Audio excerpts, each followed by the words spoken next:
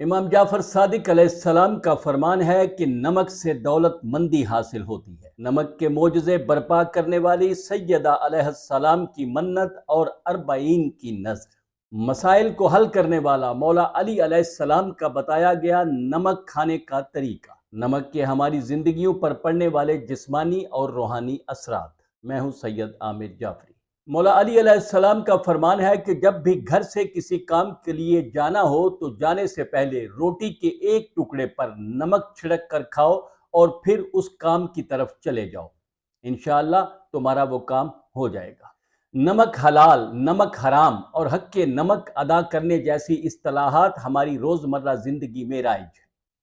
اور نمک کی خاصیتوں کے متعلق معصومین علیہم السلام کے کئی فرامین بھی موجود ہیں، جس کا مطلب یہ ہے کہ نمک کے نہ صرف انسانی جسم اور بیماریوں پر پازیٹیو اثرات ہیں، بلکہ یہ ہمارے دنیاوی مسائل کے حل کرنے اور ہمیں آفات و مسائل سے بچانے میں بھی ایفیکٹو ہے۔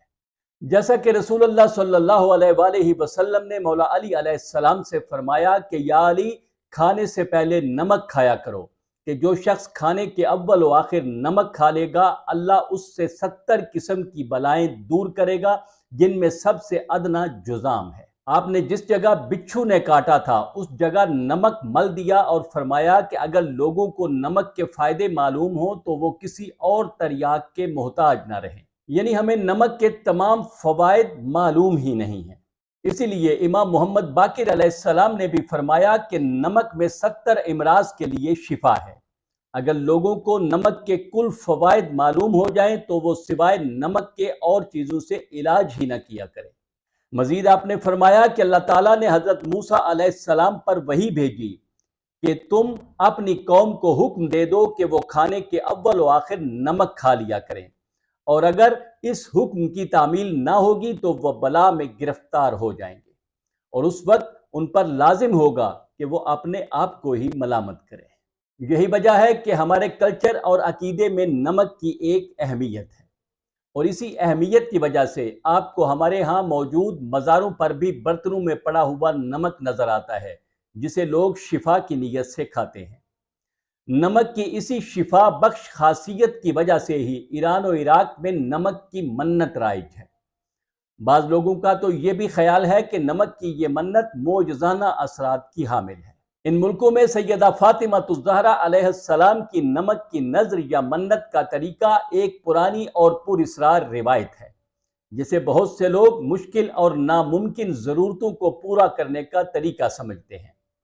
اس میں یہ منت مانی جاتی ہے کہ اگر میرا یہ کام ہو گیا تو میں اللہ کے لیے سیدہ علیہ السلام کی بارگاہ میں اتنے وزن کے اتنے نمک کے پیکٹ لوگوں میں تقسیم کروں گا۔ اس منت سے انشاءاللہ آپ کا وہ کام ہو جائے گا، اور کام ہونے کے بعد اتنے پیکٹ نمک کے تیار کر کے مومنین میں اس طرح تقسیم کریں کہ ہر مومن کو اپنی منت کی کہانی بھی سنائیں، اور مزید ان سے یہ بھی کہیں کہ جب ان کی منت پوری ہو جائے تو وہ بھی اسی طرح سے نمک تقسیم کریں۔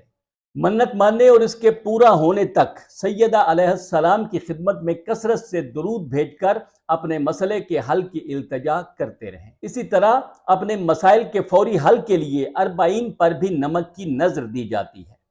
اس کا طریقہ یہ ہے کہ نمک کے 7 پیکٹ تیار کر لیں اور ہر پیکٹ پر ایک بار زیارت عاشورہ پڑھ کر 7 بار کہیں یا حسین، اور پھر اپنے کام کی دعا کریں، اور یہ 7 پیکٹ مومنین میں تقسیم کر دیں۔ وہاں کے لوگوں کے مطابق یہ ان کی ضروریات کو پورا کرنے میں معجزاتی نذر ہے۔ امام جعفر صادق علیہ السلام فرماتے ہیں کہ جو شخص کھانے کے پہلے لقمے پر نمک چھڑک لیا کرے اسے دولت مندی حاصل ہوتی ہے۔ انشاءاللہ پھر ملیں گے۔